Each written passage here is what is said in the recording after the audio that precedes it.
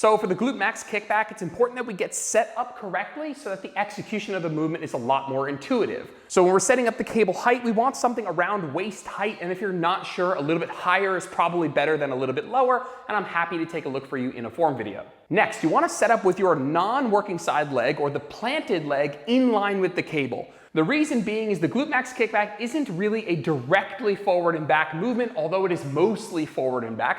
What I'm saying is that you're mostly kicking back, but you are kicking a little bit to the side. And when you line up your non-working side leg, that motion of pressing down and a little bit to the side becomes very intuitive.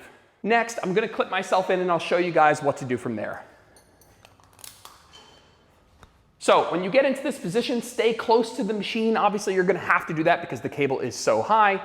And make sure you're holding on with two hands, whether that's holding on up here to the cable, or if your cable has two handles like this, some of you will experience that. You gotta hold on tight with both hands. That is an incredibly important part of this movement. It's incredibly important for creating a high stability environment so you can actually push with the glutes and not worry about falling all over the place. So you're gonna hold on tight with both arms and you're going to press down and back on a slight diagonal. As you're bringing your leg forward, you'll see that my knee goes just off to the side of the cable. That's okay. You're going to press down and back.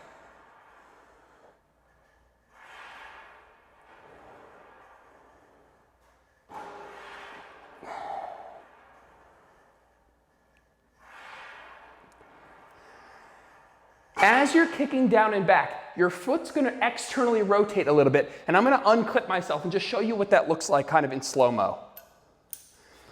As I'm kicking back, you'll see that my foot rotates out a little bit. That's okay. You don't really need to be actively doing that. That will kind of happen on its own.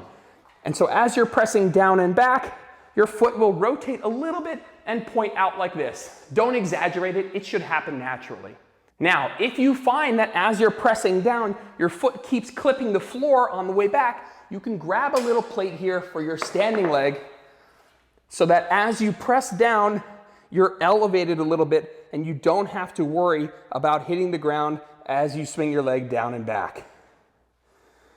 Now, most common mistakes that I see with this exercise is setting up with a cable that's too low, which is something I've used in the past, and it's really not the end of the world, but using a higher cable is going to allow you to get a little bit closer to the machine and hold on for more stability. It's also going to make working the lengthened position a little bit easier, as bringing your leg up into this position really challenges the glutes in a lengthened position. And next, the other mistake that I see is losing a neutral spine, and I'll show you what that looks like here.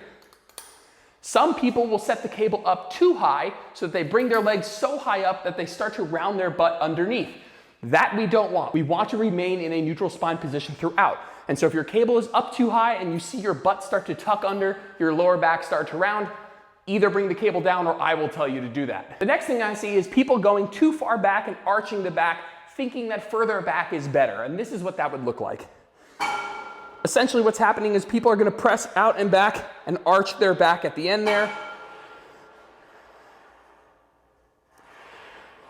And that last movement that you see at my lower back, that is just my erectors working. That's my lower back. My glutes are done right about here, but a lot of people will do this movement to try and get their leg higher. Higher is not better.